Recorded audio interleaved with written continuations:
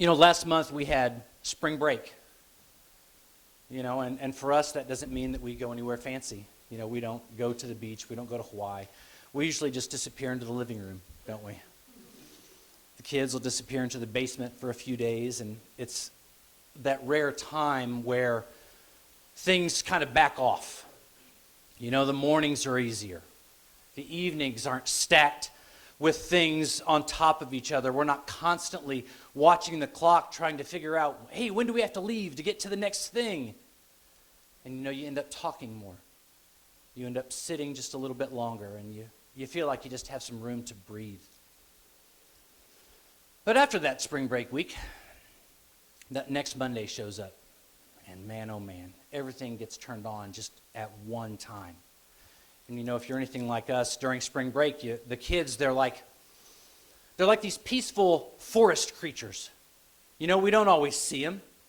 They're mostly quiet until they're gaming. And you'll occasionally find them foraging in the kitchen or the pantry for the elusive snack.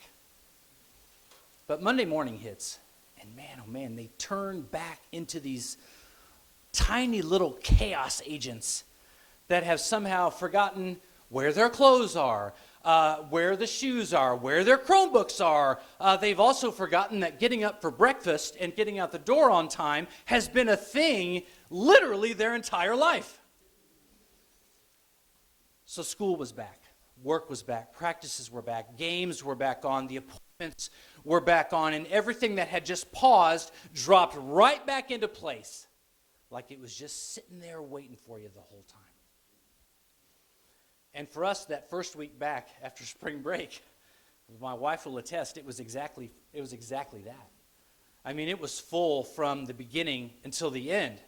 We were at tennis and baseball and different practices and different games and our work schedules. And right in the middle of the week on Wednesday, Andrew had his infusion. And that same day, at the last minute, the girls' tennis team, which Olivia is a part of, decided we're going to do team pictures that day. That's very, very convenient. And that Wednesday, it got even better because with Heather and Andrew downtown, I had to ask my sweet mother if she could pick up Cooper and Luke from school. And since she was going to take them home and we had a chiropractor appointment that night when I got off work, I asked Cooper to cut the grass, which he did. Third time mowing solo, did a great job. And then Thursday comes and we've got church and by the time Sunday rolls around, we were still moving. We still had meetings and a birthday party, and Olivia had to work that night. It just didn't let up. It was one of those weeks where you felt like every minute you were either leaving or arriving or thinking about leaving or thinking about arriving or wondering where you had to be next. And there's nothing wrong with any of that. That's our life.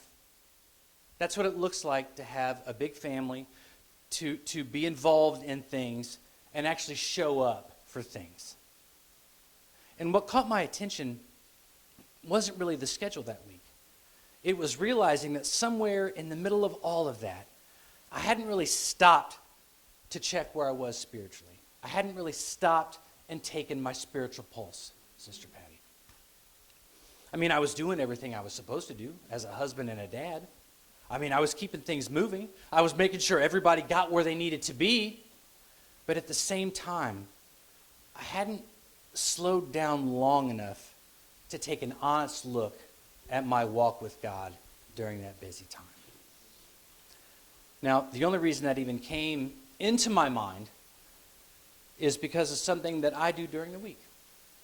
Most days on my lunch break, when I don't have to work through because I have to leave for something, I'll just sit in my truck and read my Bible. I'll eat my lunch at my desk about an hour before I get my actual lunch break. And I'll take my time out there in the quiet. There's nothing structured about it. It's just a few minutes in the middle of the day to kind of reset my mind and reset my spirit. And it was during that stretch, right after spring break, in that very busy week, I was reading through the book of Haggai. So there I am. I'm sitting in my truck. I'm in the parking lot. I've got a window cracked because finally it was above freezing, here in Indiana. Because that week we had freezing, and then it was hot, and then it rained, and then we had a tornado, and then there's all kinds of warnings on. That's spring in Indiana, isn't it? Some of y'all aren't praying hard enough for the weather, and it's obvious. But I was right in the middle of that week when everything was going full speed. And I didn't have any kind of agenda. I wasn't on a Bible reading plan. I was just reading. You know, a lot of times when I don't really know what I should be studying, I'll just open somewhere and I'll just go. And I just hope the Lord leads me. And I landed in this little 2-chapter book that honestly a lot of times I'll flip past so that I can get to something familiar. But that day in the parking lot, there was one line that just hit me right in the heart. And it was Haggai verse 1 and 5. And it says, "Now therefore thus saith the Lord of hosts, consider your ways." And I remember sitting there for a minute because I realized I hadn't really done that this week. I had managed everything that was right in front of me, but I hadn't taken a moment to just step back and look where I was with God in the middle of that. And it struck me how easy it is to go through a full week like that and handle everything and still never take the time to evaluate your direction.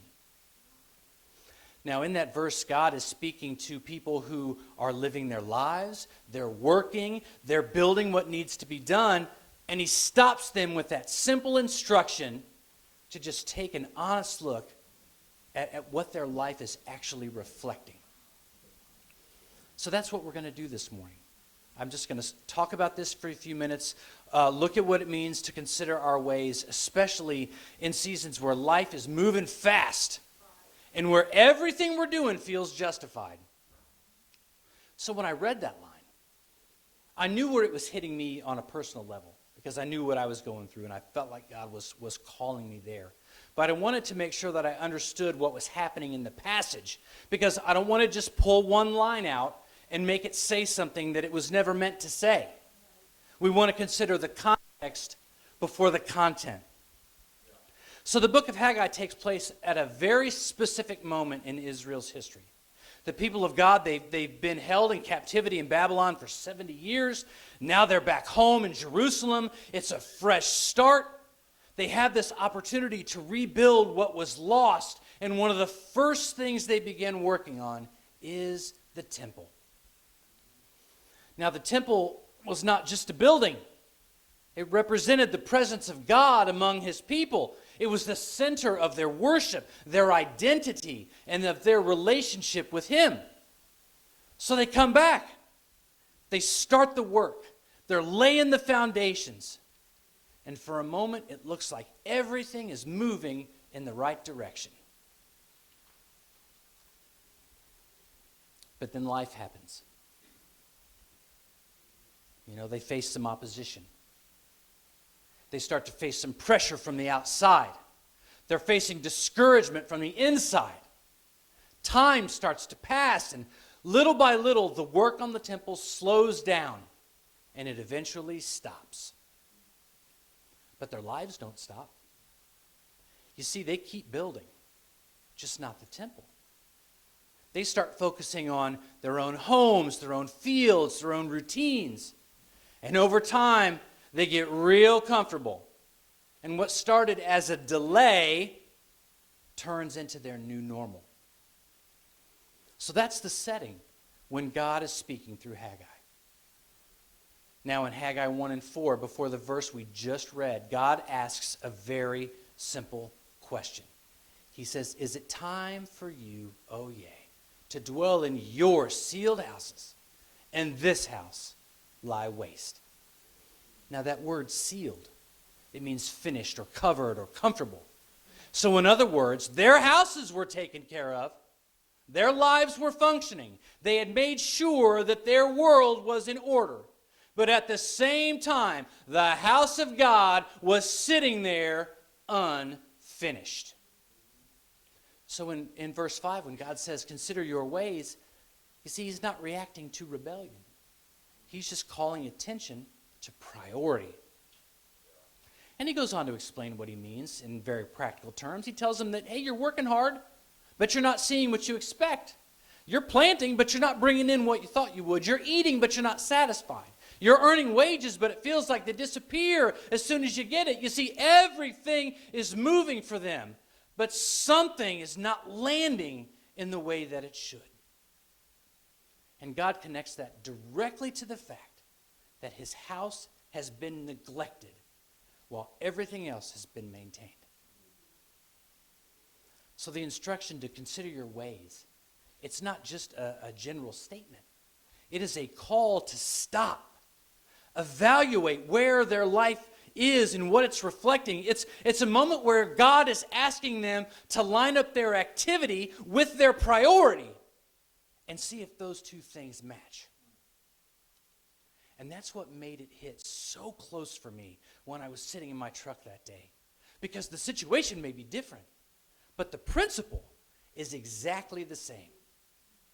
Again, they weren't doing wrong things. They were doing necessary things. They were building and working and providing and taking care of their families. The issue wasn't that their lives were full. The issue was what had been pushed to the side in the middle of that full life. And when I look back at that week we had just come through, and the week after it, actually, it was really easy to see how that same pattern can show up, and we may not even realize it. You know, we can take care of everything in front of us and still never stop long enough to ask whether our walk with God is getting the attention that it actually needs. And that's why this verse is so helpful, because it's not adding pressure. It's just bringing clarity. You know, it makes you stop and just look at your life, at how it really is. Not for how we mean it to be or how we even think it is, but what it is, and seeing if it's lining up with our priorities. So if that's what's happening in Haggai, then the next step is to figure out where that shows up in real life. Because for them it was easy. It was the temple sitting there unfinished. But for us it's not that obvious. I mean, anybody here have a temple in their backyard? I mean, if you got an HOA like I do, you know that there's guidelines, and it does not say that you can have 50-foot limestone altars. That's frowned upon. I can't even have a chicken, Brother Branham. So for us, it shows up in a lot smaller and easier to overlook ways. You know, it shows up in how easy it is to fill every available space in our day with something that feels absolutely necessary, and then realize there was never any space left for anything spiritual that actually requires our attention. It shows up in how quickly time disappears. You know, you can go Monday to Sunday and honestly not remember a single moment where you slowed down long enough to pray in earnest, to read, or even think about where you are with God beyond just the surface level. And it can show up in how faith can shift from something that you're actively engaged with to something that you assume is fine because nothing is obviously wrong. And this is where it gets a little uncomfortable, because none of that stuff feels like a decision.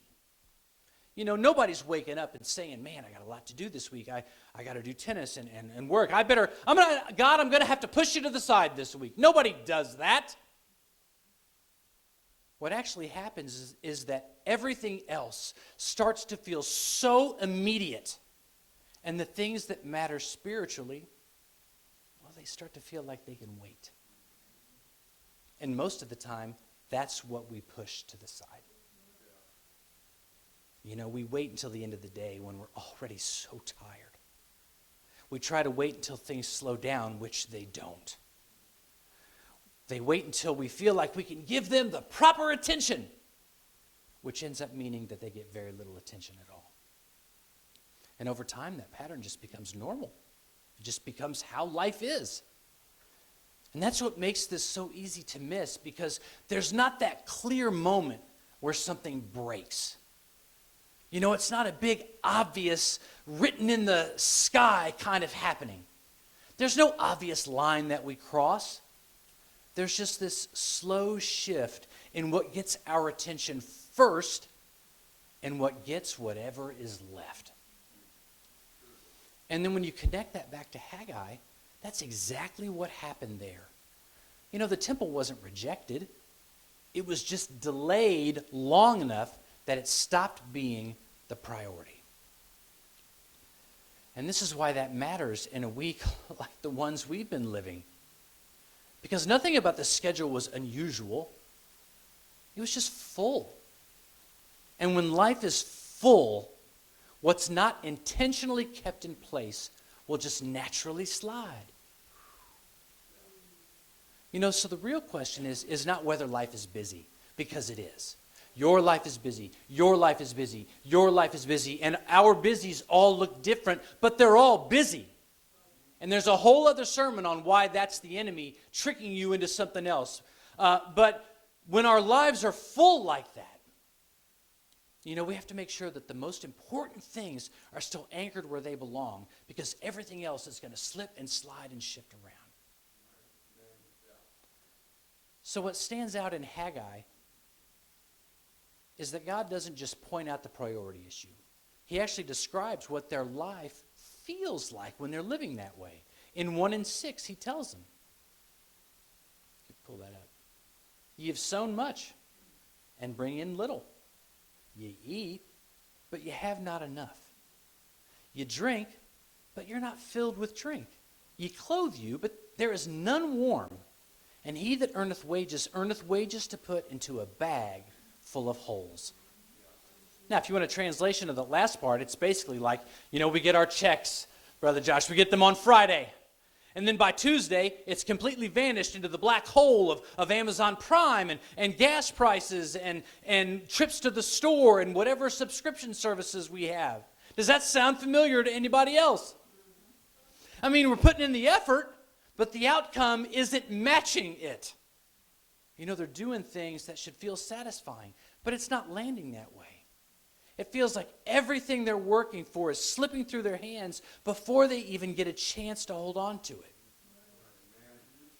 And then in Haggai 1:9, God explains what's behind it. He says, ye looked for much, and lo, it came to little. And when ye brought it home, I did blow upon it. Why, saith the Lord of hosts? Because of mine house that is waste, and you run every man into his own house.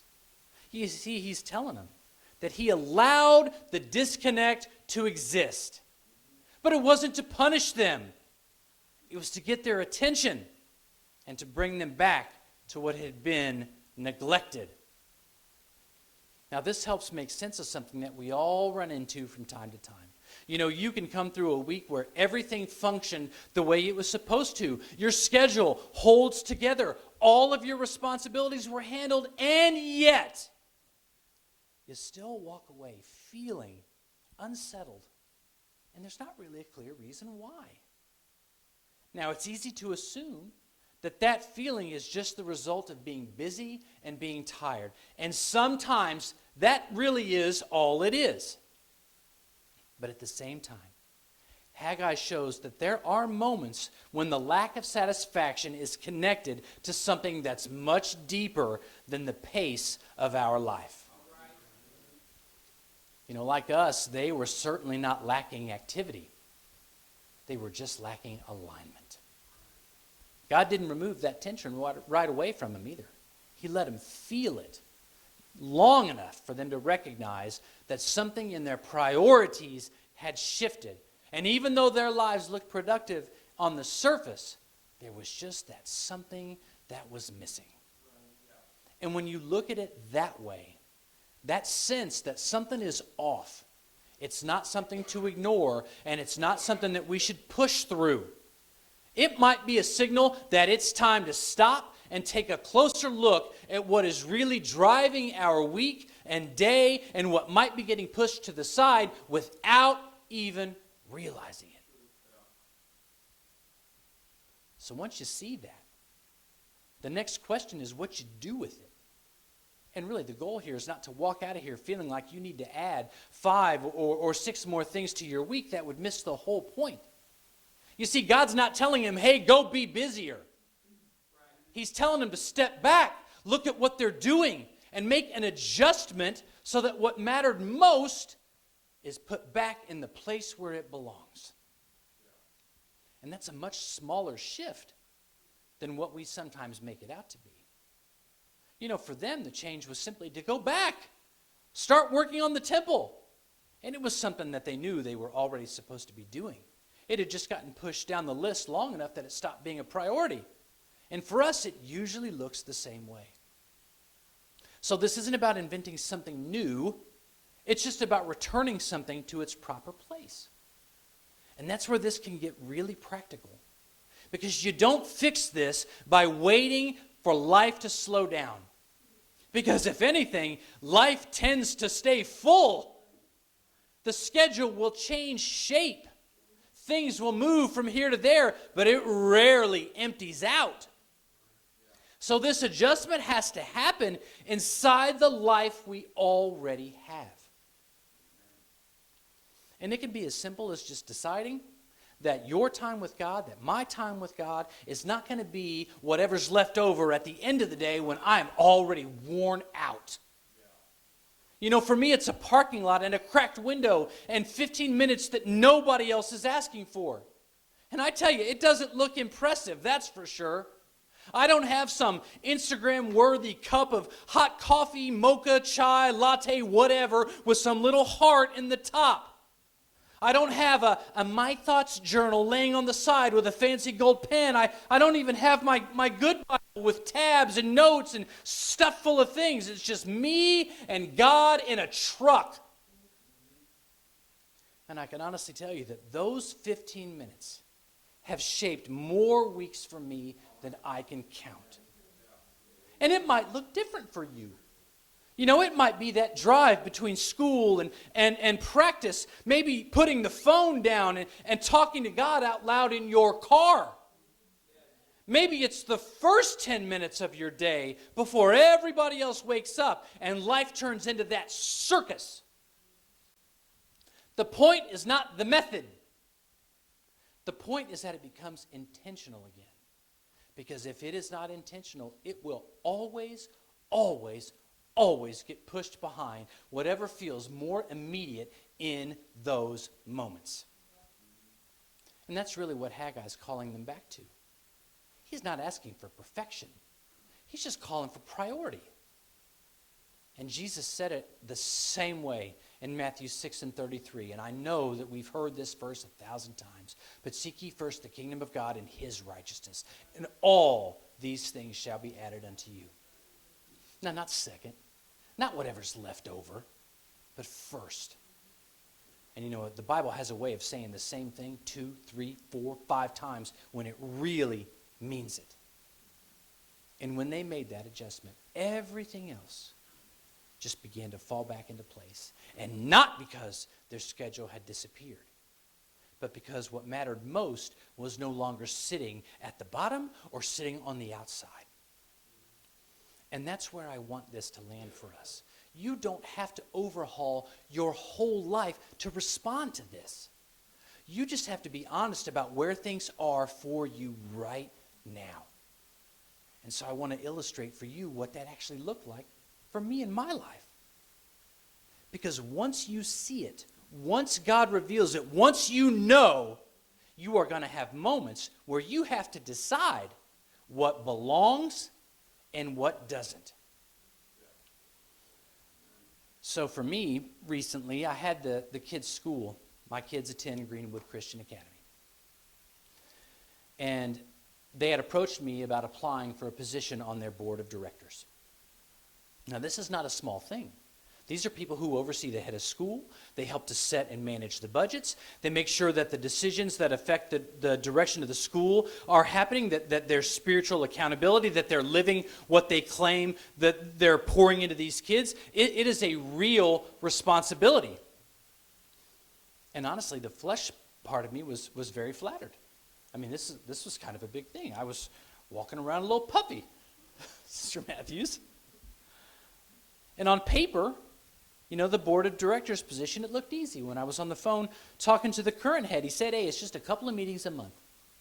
You'll have a meeting where the whole board meets, and you'll have a subcommittee meeting, and you'll just have to pray for us.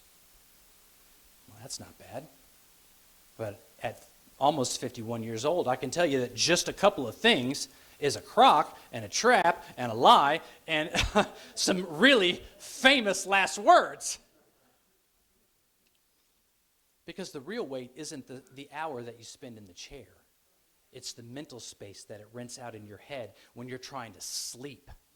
It's what you're carrying around all week when you're praying for not just my family. I'm praying for, 1,000 souls at a school that I'm supposed to be shepherding.